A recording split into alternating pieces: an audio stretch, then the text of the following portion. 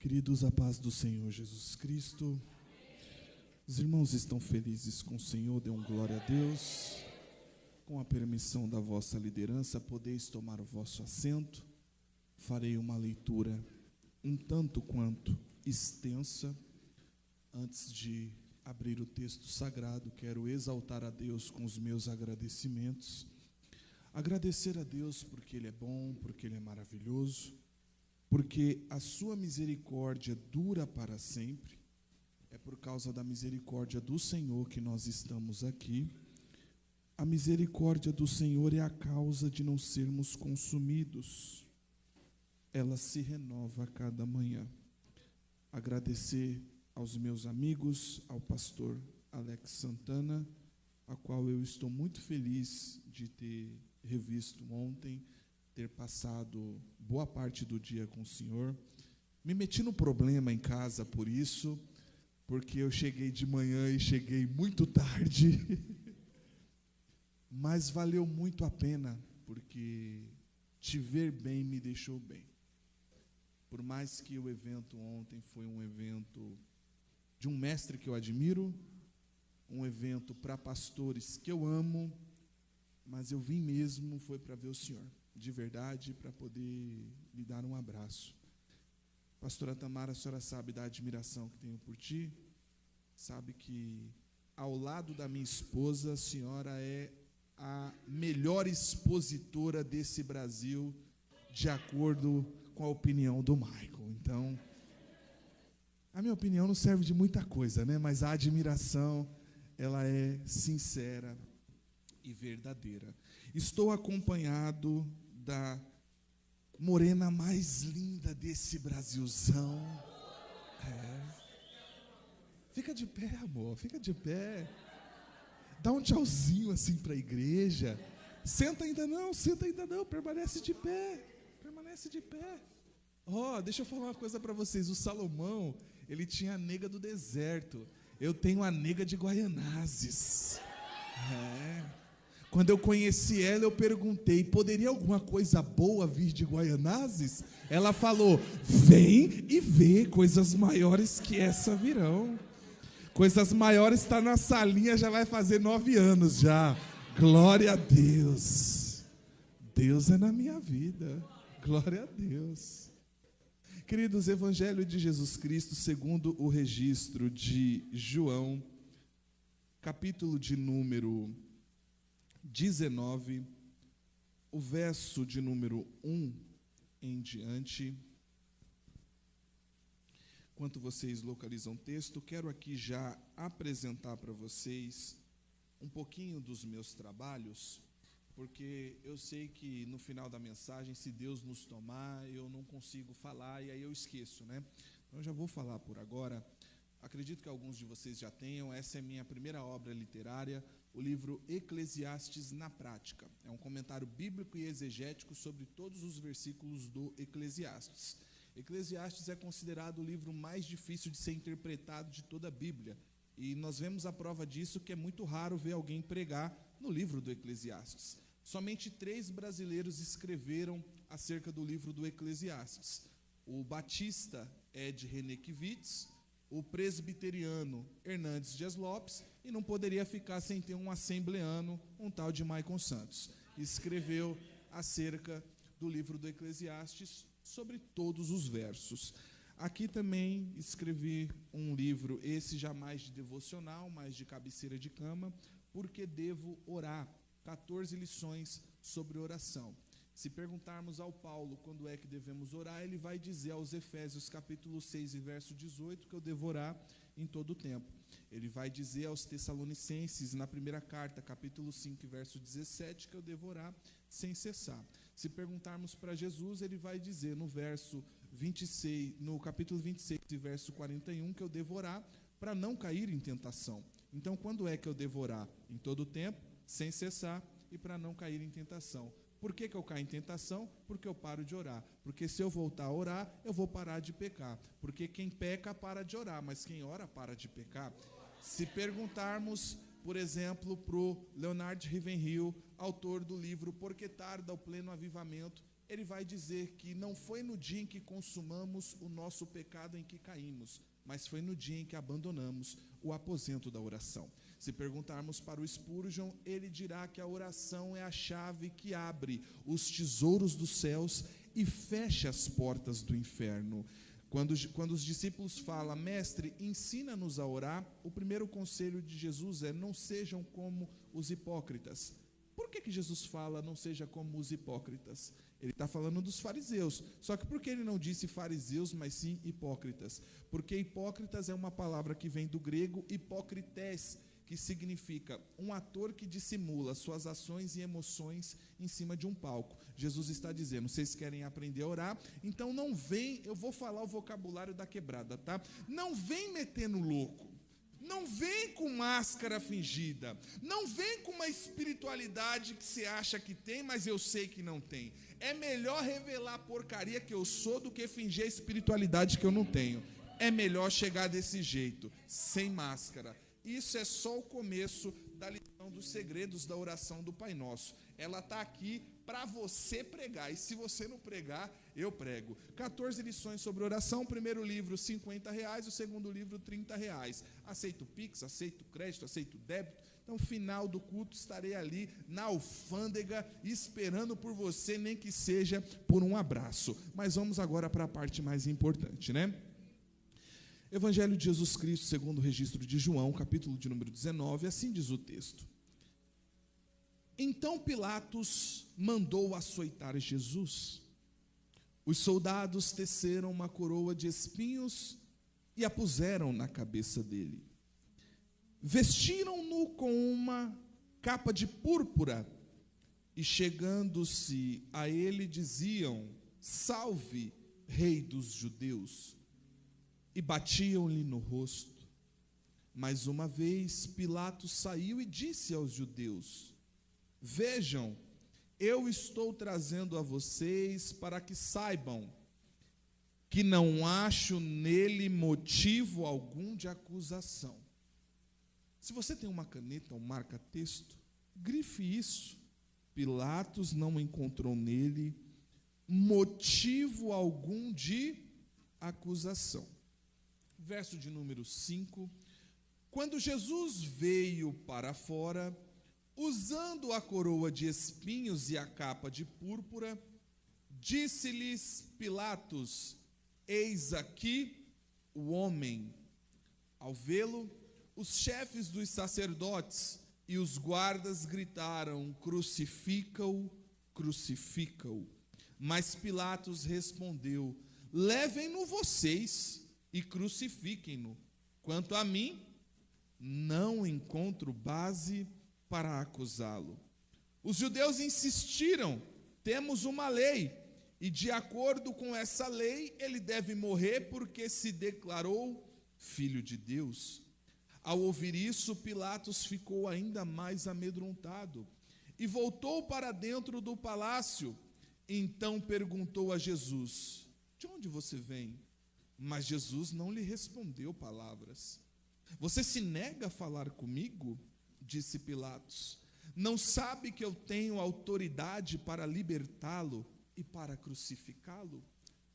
Jesus respondeu, não terias autoridade nenhuma sobre mim, se esta não te fosse dada de cima. Por isso, aquele que me entregou a ti é culpado de um pecado maior. Sabe quando dizem, não existe pecadinho ou pecadão? Existe sim, existe o pecado maior, está no texto. Daí em diante, Pilatos procurou libertar Jesus, mas os judeus gritavam, se deixares esse homem livre, não és amigo de César. Quem se diz rei, opõe-se a César. Ao ouvir isso, Pilatos trouxe Jesus para fora e sentou-se na cadeira de juiz, num lugar conhecido como pavimento de pedra, que em aramaico é Gábata. Era o dia da preparação na semana da Páscoa, por volta das 6 da manhã. Eis o rei de vocês, disse Pilatos aos judeus, mas eles gritaram, mata, mata. crucifica-o. Devo crucificar o rei de vocês? Perguntou Pilatos.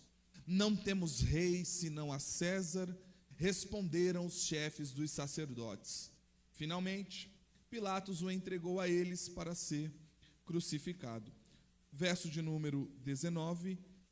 Pilatos mandou preparar uma placa e pregá-la na cruz com a seguinte inscrição: Jesus Nazareno, o Rei dos Judeus. Amém, queridos? Texto muito conhecido da amada Igreja do Senhor. Texto esse a qual sou apaixonado por sua riqueza de detalhes. Não pelo sofrimento passado pelo nosso Salvador, mas por tudo aquilo que o texto apresenta me faz amar cada vez mais o nosso Salvador. O texto se inicia ali mais ou menos no verso de número 5, aonde Pilatos diz: eis aqui o homem. Pôncio Pilatos vai bradar essas palavras em frente à fortaleza Antônia por volta dos anos 33 depois de Cristo, no mês de abril. Em frente à turba tem um homem enfraquecido, mutilado, resignado, espancado e quase que irreconhecível. O sangue escorrendo sobre a sua cabeça por conta de uma coroa de espinhos que foi imposta sobre a sua fronte. As partes do seu corpo mutiladas e dilaceradas, o carpinteiro de Nazaré aguarda a sua sentença. E a sua sentença é um grito implacável de uma multidão ensandecida dizendo: mata, mata, crucifiquem-no, crucifiquem-no. O clamor, ele é insano. O clamor, ele é implacável diante de uma multidão que é oscilante. Preste bem atenção. Nunca pense que Deus está aprovando, porque uma multidão está aprovando. A voz do povo nunca foi a voz de Deus, muito pelo contrário, nem sempre Deus está com a maioria. Se observarmos o livro de Jeremias, nós vamos perceber que o profeta Jeremias não podia nem pregar dentro do templo, ele pregava do lado de fora para quem estava dentro, porque quem estava dentro não aceitava a verdadeira mensagem de Deus, porque a mensagem vinda para o profeta de verdade era para eles se arrependerem, para eles se entregarem, enquanto nessa mesma época haviam profetas como muitos de hoje. Quais profetas? Os profetas do Pix. Eles diziam que estava para vir um tempo de prosperidade, eles diziam que estava vindo um tempo de bonança. O Jeremias chega até a dizer assim: eu gostaria de verdade que a verdadeira mensagem fosse a de vocês e não a minha. Poxa, que bacana seria, mas não. Ninguém deu ouvido à voz do profeta. Mandaram para a cisterna, mandaram para o calabouço. Por quê? Porque ouvir verdades machuca. Você quer comprar uma guerra? Você não precisa ofender ninguém, basta dizer a verdade. Por vezes os nossos ouvidos estão com escudos para não ouvir a verdade. Por que você está falando isso, evangelista Maico? Porque nem sempre Deus está com a maioria. A maioria que estava com Jesus comendo pão e comendo peixe numa multidão de aproximadamente 15 mil pessoas é a mesma multidão que vai gritar: crucifica-o, crucifica-o. Em João capítulo 6, Jesus chega a dizer: essa multidão não está aqui para aprender de mim, essa multidão não está aqui por minha causa, ela está por quê? Por causa da comida de graça. Não é de hoje que a gente vai para os lugares para comer de graça. Pois é, o próprio Jesus reconheceu isso. A multidão é oscilante, só está enquanto está ganhando alguma coisa. Então, o trajeto que Jesus vai passar nas últimas 24 horas, comumente chamado de a paixão de Cristo, ela se inicia numa quinta-feira à noite. E numa quinta-feira à noite, Jesus vai chamar os seus discípulos para ir até o Getsemane. Ele vai ter a ceia e depois da ceia vai para o Getsemane. No momento da ceia, ele vai revelar que tem um traidor na mesa. E quando ele revela que tem um traidor na mesa, ele vai molhar o pão e vai colocar na boca do traidor, e o traidor vai sair para entregar Jesus. Enquanto ele sai para entregar Jesus, Jesus está indo para o Monte das Oliveiras, e no Monte das Oliveiras ele vai orar junto com os seus discípulos, mas os seus discípulos não vão aguentar orar junto com ele, pastor Alex, porque por mais difícil que seja o nosso sofrimento, até mesmo quem nos ama não vai conseguir compreender na totalidade a expressão do nosso sentimento, o tamanho da dor do nosso sentimento. Aquele Getsemane, aquilo que era para ser tomado, pertencia somente ao nosso Cristo. Os discípulos, eles vão dormir, e Jesus ele vai começar a suar sangue. Esse fenômeno é conhecido na medicina como hematidrose.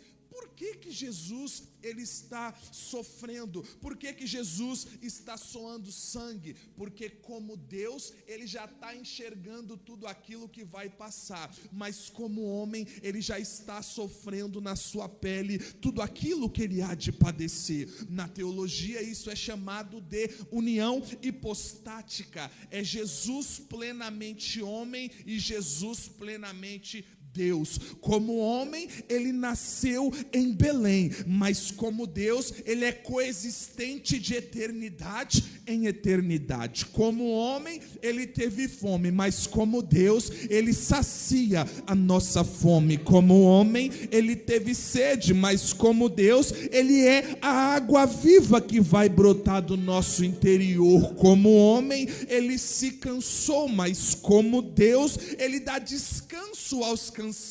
Vinde a mim, todos os que estáis cansados e sobrecarregados, que eu vos aliviarei. Como homem ele dormiu, mas como Deus ele não dorme, porque o guarda de Israel não tosquenejará. Como homem ele chorou, mas como Deus, de acordo com o Apocalipse capítulo 21 e verso de número 4, ele limpará do nosso rosto toda lágrima. Como homem ele morreu numa cruz, mas como Deus no terceiro dia ele ressuscitou. É esse Deus, é esse Cristo, é esse homem que estava com sangue, suando sangue por conta desse sofrimento, porque como homem ele está sentindo na pele aquilo que como Deus ele já está enxergando que há de passar.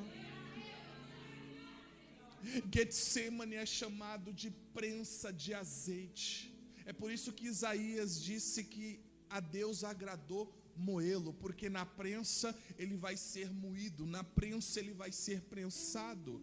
Pegue, por exemplo, ali, por que ele é prensado? Porque só é extraído de nós o melhor de nós quando nós somos prensados. Cadê a irmã que tem a quitanda? Cadê ela? Você vende laranja lá? O que é mais caro? Uma laranja ou um suco de laranja? Por que o suco, se o suco vem da laranja? É porque o suco é o resultado da prensa. O suco é o resultado do processo. Então, quando entramos no processo, Alex, a gente é amassado, a gente é espremido, a gente pensa que vai morrer e por vezes quer tirar nossa vida. Mas por que estamos na prensa? É porque Deus quer nos matar? Não. É porque Ele quer extrair de nós aquilo que vale mais do que nós mesmos. Oh, glória, séria. Agradou a Cristo moê-lo. Eis que o traidor chega. E quando o traidor chega para poder levar o nosso Cristo, apesar que no momento da hematidrose, tem um certo momento em que ele diz, basta, é chegada a hora do Filho do Homem ser entregue. E enquanto Cristo está para ser entregue, de acordo com Mateus 26, 45, o traidor está vindo, e o traidor vai entregá-lo com um beijo no rosto. Só que o beijo no rosto é um costume do povo judeu. Ele é chamado de ósculo santo. Ele está sendo entregue com um ósculo santo. O beijo no rosto para o judeu, ele tem uma representatividade. Qual representatividade? Igualdade, respeito e admiração. Se eu vejo você, Alex, e eu dou um beijo no seu rosto, eu estou dizendo assim para você: eu te admiro, eu te respeito, quero ser como você ou sou como você. Quando ele entrega Jesus com um beijo no rosto, é um beijo falso, porque ele está entregando alguém que ele acredita ser referência para ele. É alguém que ele acredita representar alguma coisa para ele. Olha que detalhe interessante. Quando Ruth está com sua sogra Noemi, a sua sogra vai despedir tanto a Ruth quanto a Orfa. O texto de Ruth vai dizer, acho que é Ruth 1,14, que a Orfa vai chorar, a Orfa vai beijar, a Orfa vai abraçar, mas a Orfa vai embora. E a Ruth não beija, não abraça, não chora, mas a Ruth permanece. Sabe qual é a lição que eu tenho? Nem todo mundo que beija, chora e abraça permanece. Às vezes a pessoa que permanece não vai cair uma lágrima, mas quando você precisar, é ela que vai estar lá. Oh glória, oh glória. Eu gosto de um personagem, ele até passa pela nossa história, eu nem ia falar dele, mas cabe a oportunidade de falar. O José de Arimateia, um senador que serve a Jesus Cristo. Para quem pensa que não dá para colocar crente na política, tá aí, o José de Arimateia, o senador que vai colocar seu cargo à prova ao abraçar a causa de Cristo. E por que ele abraça a causa de Cristo? Porque quem falou que ia estar, quem falou que ia permanecer, quem falou que daria a própria vida, correu, sumiu. E quem é que apareceu? Quem não falou nada. De quem a gente não espera. É exatamente de quem a gente não espera, Alex, que vem um abraço, que vem um cuidado. Oh glória, oh glória. O José de Arimateia vai mandar dar um banho nele. O José de Arimateia vai pegar linhos finos, porque é para cuidar do corpo de Jesus com todo cuidado. Pega com jeito no corpo de Jesus, porque é o corpo de Jesus. Você não entendeu porque você não deu glória. Você sabe o que é o corpo de Jesus? A igreja. Sabe o que o José de Arimateia está fazendo? Está cuidando com cuidado da esposa do Salvador. Ou seja, todo aquele que cuida do corpo de Cristo, todo aquele que cuida da igreja, está tomando uma atitude de José de Arimateia. Oh glória! Quem é o José de Arimateia? Não está nas bodas de Caná da Galileia. Ele não está quando a água é transformada em vinho. Ele não está quando Jesus multiplica pão e peixe. E quando é que ele está? No momento de prova, no momento de cova, no momento de cruz, quando todo mundo vai embora, é quando aparecem os amigos José de Arimateia. Ele não é frequente, não manda mensagem todo dia, não responde, tem alguns que não me respondem mesmo, não responde em nada, só que quando precisa, ele aparece. Não manda recado que vai aparecer, mas ele aparece. Não chorou, não abraçou, não beijou, mas cuida no ápice da dor. Precisamos de amigos como José de Arimateia, amigos como Ruth. Glória a Deus. Quando Judas chega, Jesus fala algo que me assombra. Amigo, a que vieste? Lembra do que eu falei da união hipostática? Como homem e como Deus. Como Deus, ele sabia que Judas era o traidor. Como Deus, ele sabia o que Judas estava fazendo. Mas como ele consegue ter um equilíbrio emocional de chamar alguém que ele sabe que está te traindo de amigo? Entenda, Jesus não está metendo louco. Não está. Ele não está chamando de amigo para constranger, tipo, ele está me traindo, mas eu vou pegar ele agora no emocional. Não! Jesus de fato considerava o traidor amigo dele. Sabe por que isso me escandaliza? E eu não vou falar de Judas, eu vou falar de mim e de você. Porque Jesus conhece o pior do Maico, Ele conhece o pior de vocês, e mesmo assim continua amando, chamando. Ah, meu Deus do céu!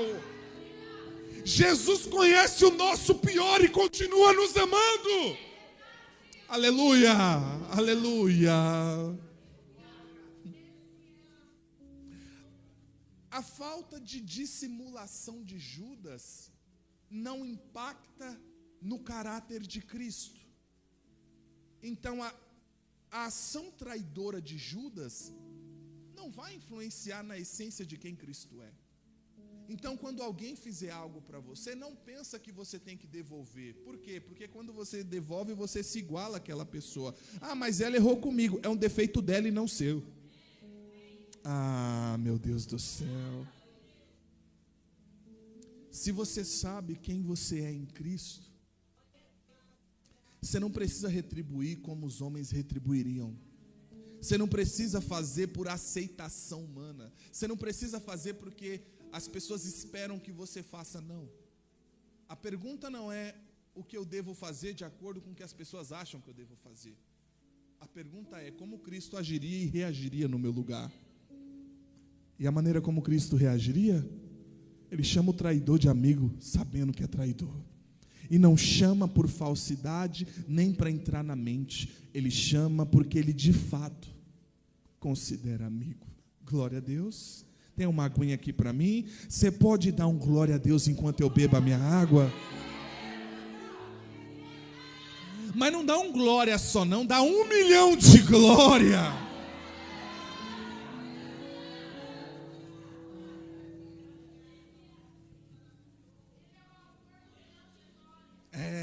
O glória do meme, né? Da figurinha lá no grupo.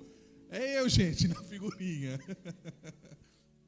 Jesus sai de lá e ele vai ser conduzido até a presença do sumo sacerdote Caifás, aonde ele vai passar pelo primeiro, ele vai ser conduzido para a casa do ex-sumo sacerdote Anás, para passar por uma sequência de 6 julgamentos injustos.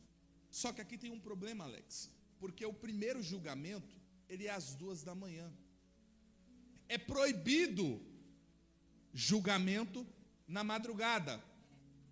Outro detalhe, Jesus está sendo levado para a casa de Anás, que não é mais sacerdote, que foi deposto do cargo por conta do Império Romano. Então ele não pode julgar.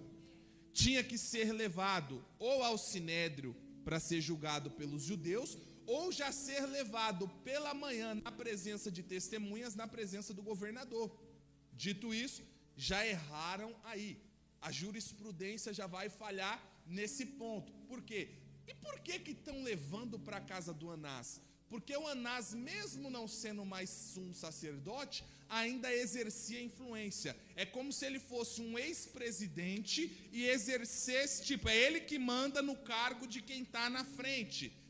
A pessoa que está à frente é só um fantoche, quem está atrás seria ele. É mais ou menos assim que funciona o Anás e o Caifás. Seus 5 filhos foram sumo sacerdote também, e o sacerdote da vez é o seu genro Caifás.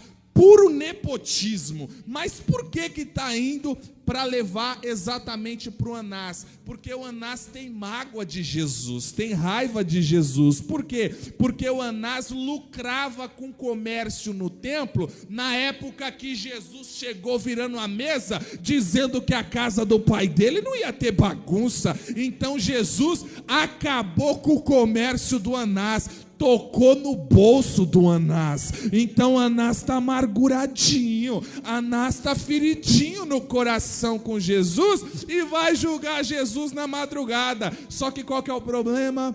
Não encontra nada em Jesus. Espera aí.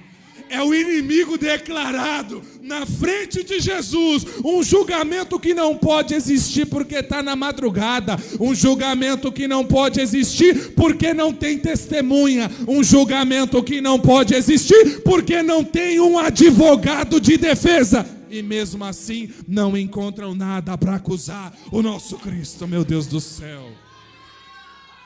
Ele é retirado de lá, vai para o segundo julgamento, 3 horas da manhã, na casa do oficial agora, sumo sacerdote, o Caifás, o mandado pelo sogro. Pois é, qual é o problema agora? Está incomodado, por quê? Porque Jesus disse que era maior do que o templo. Pode destruir esse templo, em 3 dias eu reconstruirei outro. O cara sabe da lei, sabe de Moisés, sabe dos profetas, sabe dos levitas, sabe dos históricos, mas não conheceu o verdadeiro Cordeiro. Não adianta eu saber muito na teoria e não conhecer Deus na prática. Eu posso decorar todos os versículos, se eu não me relacionar com Ele, não valeu de nada. Quem está na frente dele é o verdadeiro Cordeiro de Deus. O homem que é acostumado com o Cordeiro o tempo inteiro, sacrifício o ano inteiro, não reconheceu o Cordeiro que foi enviado por Deus. Vai tentar provocar Jesus. Você disse que é filho de Deus. Diz aí, quando Jesus fala que ele é filho de Deus, pronto, blasfêmia. O que ele vai fazer? Rasgar as vestes. Ele quebrou a lei, Jesus não. Por quê? Um sumo sacerdote não podia rasgar as vestes, ele rasgou. Então quem está julgando está quebrando a lei, e o réu não quebrou a lei. Parece que eu estou vendo o meu Brasil, quem tem que julgar não está abraçando a lei. Você já percebeu como que é a lei? Aqui eu espero que não tenha, mas lá perto de casa tem um fluxo. O fluxo vai a noite inteira, não tem uma multa. Vai a igreja passar de 10 horas para 10:02. Jesus sai da casa do Anás às 3 horas da manhã. E o terceiro julgamento é uma audiência formal perante o Sinédrio, diante dos 70 que formavam a Suprema Corte. Que horas isso? 6 horas da manhã. Também não podia ter esse horário, julgamento. Tem que ser a partir das 9.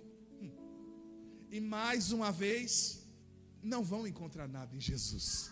Vai para o quarto julgamento. O quarto julgamento, entre 6:30 e 7 horas da manhã, é a primeira audiência com o governador, o representante de Tibério César, Pôncio Pilatos. E diante de Pilatos, nós lemos no texto, Pilatos não encontrou nada. Só que Pilatos, ele tem uma escolha. Ele está vendo o que é certo, mas ele prefere agir por conveniência. Porque entre fazer o que é certo e entre agradar a multidão, ele prefere agradar a multidão. Entenda bem, às vezes ser certo, fazer o certo, vai desagradar a multidão. E o que vale mais, agradar a Deus ou agradar aos homens? Quando a minha prioridade é agradar a multidão somente para receber tapinha nas costas, acabei de ser reprovado por Deus. Glória a Deus. Eu ouço vozes de línguas estranhas, glória a Deus, um avivamento nesse momento, aleluia. O Pilatos está enxergando a verdade, Alex. E o que ele vai fazer? Ele lava as mãos, um ato simbólico. Ele lava as mãos, mas não lava a consciência. Porque para ele é mais importante estar bem com o grupinho do que estar bem com a lei que ele mesmo representa. Só que tem um problema, Tamara, qual é? Ele está julgando no tribunal dos homens o juiz do universo. Ele está julgando no tribunal dos homens o advogado que é fiel e justo. Ô glória! E nesse julgamento que ele faz, vai lavar as mãos. Mas vai chegar um dia, diante de um trono branco, que quem vai ser julgado não é Jesus, porque o papel vai inverter. Quem vai julgar é Jesus.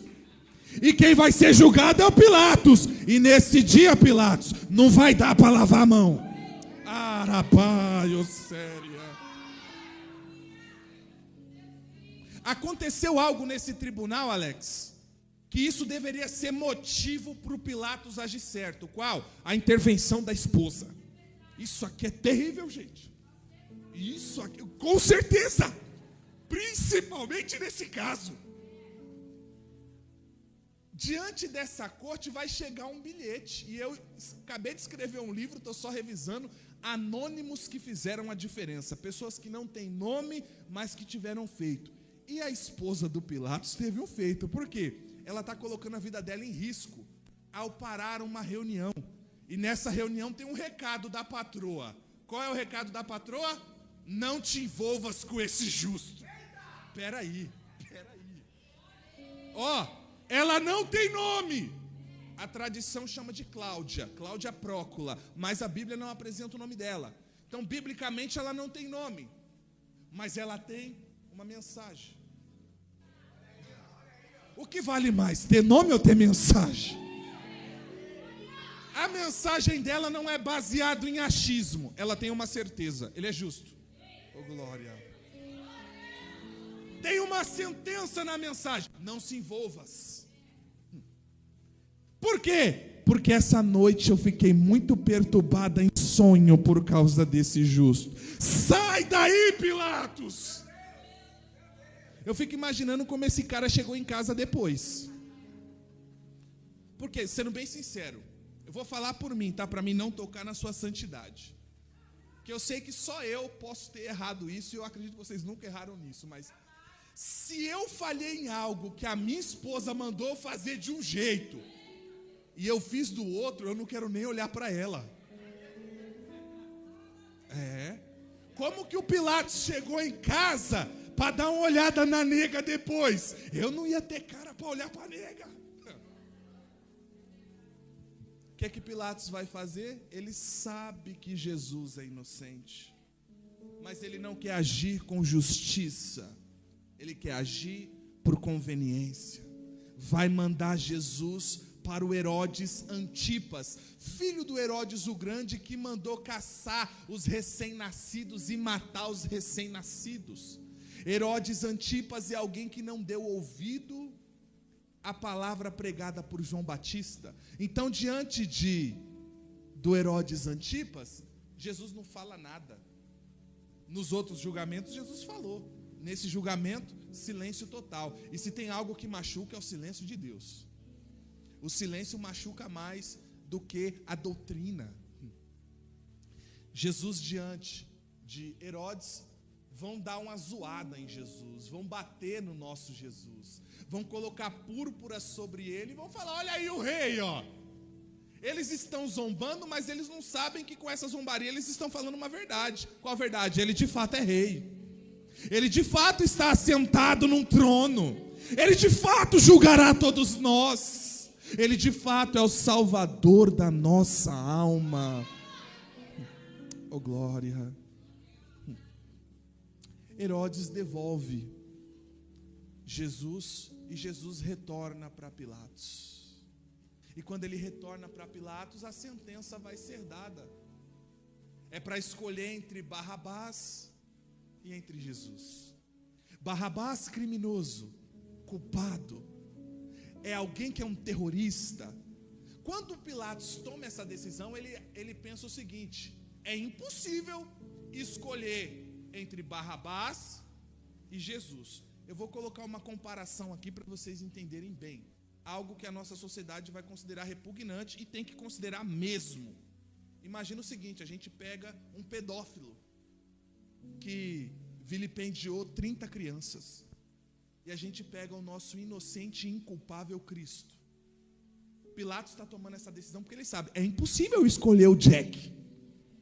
É impossível. Só que ele não imaginava o poder da manipulação, o podre dos bastidores.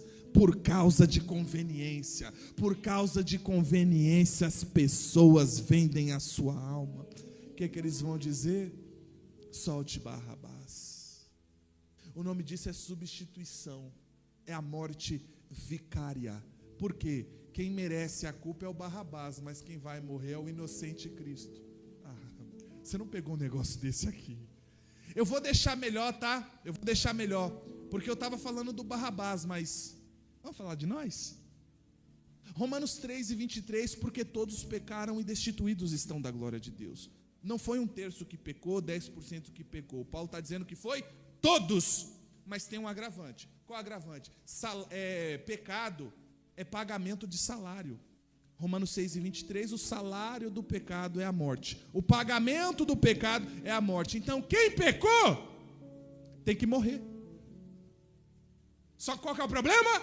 Todo mundo pecou.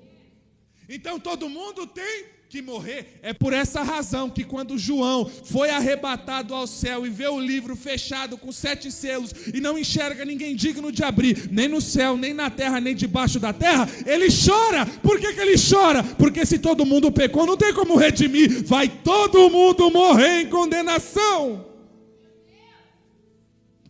Só que tem um inculpável. Ah, meu Deus. Oh, glória! Tem alguém inocente que pega a minha ficha criminal de pecado e fala assim: Maico, meu nego, ele me chama de meu nego, que a gente tem intimidade, né? Meu nego, passa aqui essa ficha, que como você não consegue pagar, eu financio, eu pago. Mas Senhor, o Senhor não tem culpa. Eu sou culpado, eu sou condenado, eu mereço, o Senhor não merece, não tem problema, eu te amo tanto que eu prefiro pagar no teu lugar. Ah, meu Deus do céu. Para você ter um entendimento legal do tamanho, do grau de pecado que nós tivemos, pega seu celular aí, abre na calculadora, põe na calculadora aí, você vai ver que pessoas mentem, mas números não. Eu sou de exatas, então não podia deixar essa frase passar. Põe na calculadora aí. Os psicólogos dizem que na mente do ser humano passa em torno de 10.000 pensamentos. Vamos pensar que nós somos muito bons. Nós é top. Nós não somos muito pecadores. Dos 10.000, 9.997 é bom, positivo, é top, é santo, é puro. E só 3 é profano, ruim. Só 3 é pecaminoso. Então bota o 3 aí na calculadora. Botou 3? Quantos dias tem um mês? Então coloca vezes 30. Quanto que deu, Alex? Deu 90. Quantos meses tem um ano? Então coloca vezes 12. Quanto que deu? 1080. A lei do Senhor não são somente 10 mandamentos. São 613 preceitos, estatutos e ordenanças. E o Tiago disse que se eu quebrar a lei em um só ponto, eu pago por ela inteira. Então, se na minha vida inteira eu pequei só uma vez, eu quebrei 613 preceitos, estatutos e ordenanças. Então, coloca aí vezes 613. Quanto que deu aí, meu amigo? Agora multiplica pela sua idade. Multiplica aí. Quanto que deu aí, Tamara? Quanto que deu? Pode arredondar para menos. Misericórdia. Da pastora Tamara. Então, vamos usar a pastora Tamara como exemplo, né? Se nós pensarmos positivo, o nosso status diante de Deus seria com 27 milhões de transgressões contra Deus. Quem no tribunal pode sair impune com 27 milhões de transgressão? Como que é o seu nome? Rosane? Losane. Aí o que ele faz? Ele pega os 27 milhões, a ficha criminal da Tamara. Pega os 40 milhões ali do Alex. Chutando baixo, tá? Pega uns 30 meu. Aí vai pegando de todo mundo e fala assim, eu pago, eu faço. Vou falar numa linguagem melhor para todo mundo entender, que eu sei que isso aqui todo mundo entende. Dívida no SPC e no Serasa. Eu sei que aqui não tem, só tem lá em Guaianazes, onde eu moro. Pensa o seguinte, a dívida é igual à dívida do Corinthians. Quem é que paga? Não tem como pagar. Deu ruim. Não dá para pagar. Não, eu peguei a do Corinthians, eu sou corintiano, gente. Eu peguei a do Corinthians porque é a maior. Não dá para pagar, certo? Imagina que essa dívida não é do Corinthians, é tua. Pensou? Mas aí chega o Elon Musk para você, como que é o seu nome? Gustavo. Chega o Elon Musk, que o patrimônio dele é de trilhão, vai fazer falta para ele o trilhão? Não vai fazer falta. Ele chega, conta para ninguém não, tá? Só passa o Pix. O que vai acontecer? Se você aceitar o pagamento, a dívida foi paga. Vai continuar devendo? Porque foi paga. Mas se você não aceita, a dívida continua ativa. Vai continuar recebendo ligação, até pagar a dívida. Sim ou não? Acabei de explicar o sacrifício do Calvário. Qual que é a diferença? É que o pagamento já foi feito.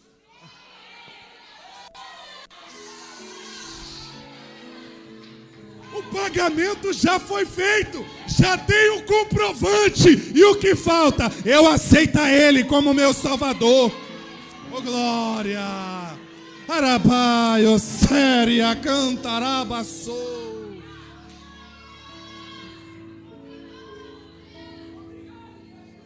Jesus passa por todos os julgamentos. Quando dá 8 horas da manhã, após passar, aliás, quando dá as 9, após passar pelos julgamentos, ele vai passar por aquilo, Alex, que chamamos de via dolorosa. Desde o palácio de Pilatos até o local da crucificação no Monte Caveira, fora de Jerusalém. E o que vai começar aqui? Espancamento com selvageria, famoso açoitamento romano, uma das formas mais cruéis de tortura que o mundo já inventou. Algo inventado pelo Império Romano para projetar no ser humano intenso sofrimento. É um chicote de couro reforçado com pedras de metal e fragmentos de ossos. Então, na medida em que Jesus apanhava, sua pele era rasgada, seus músculos eram rasgados. Então, o espancamento com selvageria já era o suficiente para acabar com Jesus, isso sem a cruz. E naquela cruz está os milhões de pecados de nós tudo, ó. Olha o peso dessa cruz. Ele começa a carregar, Alex, sendo espancado e carregando. Devido à perca de sangue, o autor Pierre Barbet, do livro A Crucificação segundo o Cirurgião, ele diz que o estado de Jesus era de choque hipovolêmico, com sintomas de queda de pressão arterial, fraqueza extrema, tontura e um eventual colapso. Se cumpre Isaías 52:14, que diz: assim como muitos se pasmaram dele, tão desfigurado estava seu parecer, mais do que outro homem, e a sua figura mais do que a dos filhos dos homens. Então Jesus está chegando ao Gólgota extremamente enfraquecido. Ele está caminhando, carregando nossa culpa, e com muita fraqueza, um soldado romano vai constranger um sirineu a ajudar Jesus a carregar a cruz. Ah, meu Deus do céu. Eu não aguento com um negócio desse. Por quê? Sirene não é seu sobrenome, Sirineu não é seu sobrenome, é a cidade de onde ele vem. Ele é um africano. Ele é um judeu prosélito. O que é um prosélito? É alguém que não nasceu na terra, mas acredita no Deus daquela terra. E todo ano tem as festas de Israel, e eles têm que ir em pelo menos uma, que é a da Páscoa. Que dia era aquele? O dia da Páscoa. O Simão chegou lá, trabalhou, ele vai com uma veste branca, porque ele tem que ir para o templo. Porque no templo vai ser sacrificado um cordeiro. Aí, Alex, o sacerdote vai pegar uma planta chamada isopo, vai passar no sangue. E depois que ele passa no sangue, Tamara, ele vai aspergir no povo que está na festa, para que aquele sangue do cordeiro caia nas vestes brancas deles. Meu Deus.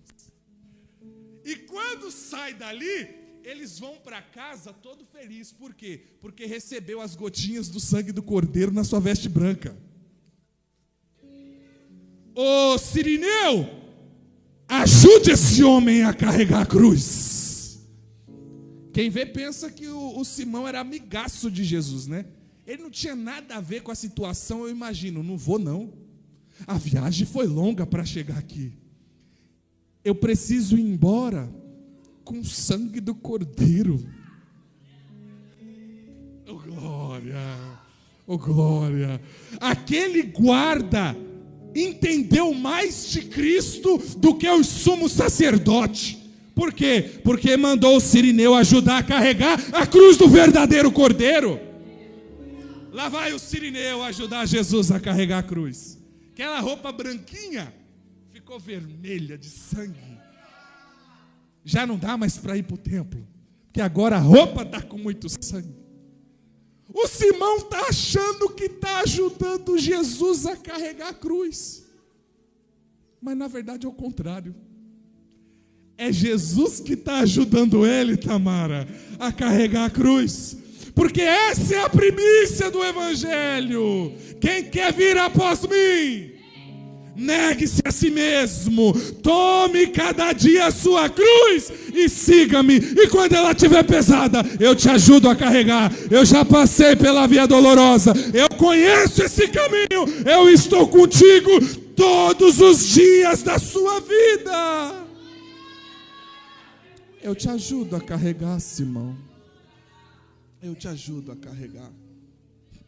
Simão vai voltar para casa não com gotinhas de sangue, mas com o sangue do Cordeiro de Deus que tira o pecado do mundo. Chega no Gólgota. Tenho 5 minutos para encerrar, já estou até fechando. Ia fechar minha Bíblia, mas vou só passar a página. Fecho dentro de 5 minutos. No meio daquelas 3 cruzes, nós temos 2 ladrões, na esquerda e na direita.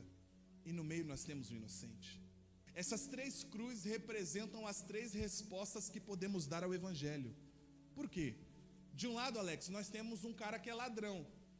Aonde que ele está? Na esquerda. Parece uma mensagem subliminar, né? Mas ele é um ladrão. Eu estou falando de crucificação, não sou responsável pelo que você está entendendo, não. Ele é ladrão. E o que ele está fazendo? Zombando. Ele vai morrer. E o que ele está fazendo? Piada. Essa é uma das respostas que podemos dar para a cruz. Qual? Não reconhecermos nosso estado diante de Deus e ainda ficar fazendo gracinha. O cara está a alguns segundos da morte eterna, está do lado do Salvador, está do lado do habeas corpus. Jesus está tão perto dele, mas ao mesmo tempo ele está tão distante de Jesus. Oh, glória. Aí do lado direito, o Salomão disse que é o lado da sabedoria, né? No lado direito tem um outro que também está condenado. Ele merece estar condenado. Ele reconhece que é culpado. Ele olha para o da esquerda e fala: a gente merece estar aqui, mas ele não. Oh, meu Deus do céu. Ele não merece estar aqui. E até mesmo nesse momento você permanece zombando. Oh, meu Deus. Ele olha para Jesus: lembra-te de mim quando entrares no paraíso. Naquele momento ele é o ladrão da cruz. Mas daqui a alguns minutos ele é o inaugurador do céu. As pessoas podem te marcar com alguma forma, com algum erro que você fez, mas Jesus vai dar um jeito de mudar esse rótulo para alguma coisa que honra o nome dele. Jesus, diante da cruz, vai dizer: está consumado. Ah, meu Deus do céu. Esse está consumado no grego é uma palavra só. Qual? Tetelestai. Ela é aplicada em 4 contextos. Quais? Comercial, judicial, de construção e religioso. Como que funcionava? Você lembra quando você ia pagar uma dívida na lotérica? Aí você recebeu o comprovante ali, ou um carimbo dizendo que está pago. Tetelestai é isso. Você está indo pagar a dívida, aí vem o carimbo. Qual o carimbo? Tetelestai. Está pago. No contexto judicial, ele era o alvará de soltura. Por quê? Cumpriu a pena, vai receber o alvará, está em estado de liberdade. No alvará está escrito, tetelestai. Está paga a dívida, está livre. No contexto de construção civil, acabou de construir uma obra, a placa, tetelestai. Qual? Essa obra está cumprida. Meu Deus. O bom de pregar para a igreja que gosta de Bíblia, que tem bons pastores, é isso. Eu nem expliquei e vocês já pegaram o negócio. Aí no contexto religioso era qual? Quando os sacrifícios cessavam, vinha uma nova placa. Qual? Tetelestai. Qual? O sacrifício está concluído. Está finalizado. Quando Jesus diz está consumado, o que ele está dizendo? Que a dívida do pecado está paga. Os 27 milhões, Tamara, está pago. Não tem mais um centavo de dívida. A sentença do prisioneiro, ele está dizendo, eu cumpri, não precisa mais ninguém cumprir. Por quê? Porque eu já cumpri no lugar de quem deveria cumprir. Aí a terceira, a obra que o Senhor me enviou para fazer, Pai, finalizei, oh glória. Aí a quarta, o sacrifício necessário está consumado, está finalizado, está completo. Quem recebe essa palavra? As suas melhores palmas exaltam o nome do Senhor. Está pago. Está pago. Glória a Deus.